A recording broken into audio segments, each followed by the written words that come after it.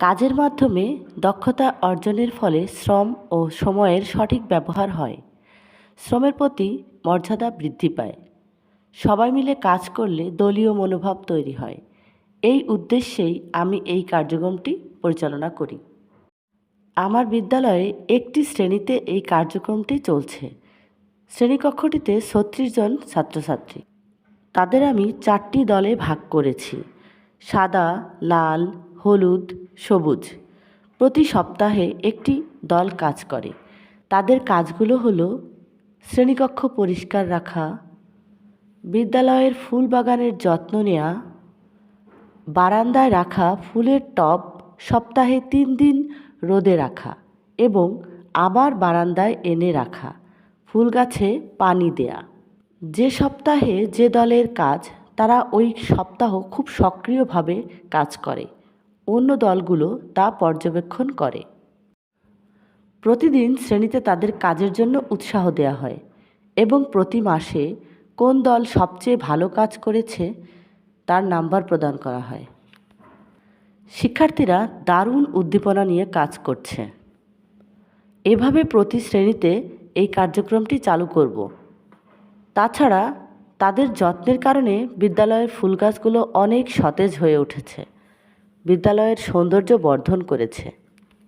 নিয়মিত কাজ করলে মন ভালো থাকে, দায়িত্ববোধ তৈরি হয়, নিয়মানুবর্তিতা শেখে। দলীয় কাজ করার ফলে শিশুরা সামাজিক হয়। আসুন আমরা প্রতিটি বিদ্যালয়ে এই কাজগুলো করি। শিক্ষার মূল লক্ষ্য হচ্ছে মূল্যবোধ। আমার এই পরিকল্পনার উদ্দেশ্য হচ্ছে তাদের মধ্যে দায়িত্ববোধ, দলীয় মনোভাব, পরিশ্রমী করে তোলা। নিজের হাতে কাজ করো, কাজ তো ঘৃণার নয়।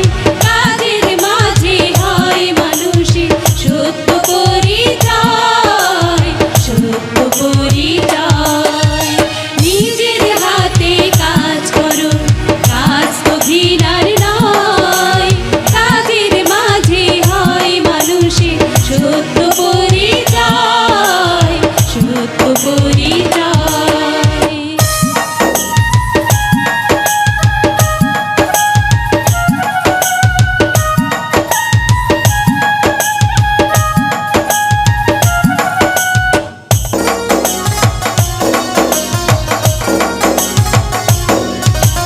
কাজকে ঘৃণা করে যারা, সুনাম কভু পায় না তারা।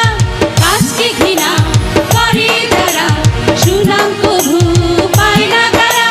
কাজ করে তাই অনেক মানুষ নামি দামি হয়, নামি দামি হয়। নিজের হাতে কাজ করো, কাজ তো ঘৃণার নয়। কাজের মাঝে তোমাদের কেমন লাগে গাছের যত্ন নিতে?